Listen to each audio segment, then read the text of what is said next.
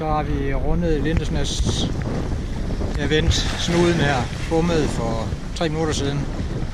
Så nu går jeg lige straks i læ af næsset og får nok magisk ved salas resten af formiddagen. Men jeg elsker det her havsalas. Jeg kan godt lige mærke, at båden den arbejder. Den gør det pissegodt. Og der har vi lige et handelsskib. De har det lidt lettere deroppe i broen. Det er måske ikke så sjovt. Og der er min gast. Still going strong.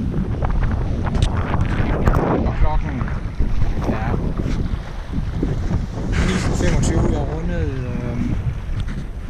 9:22.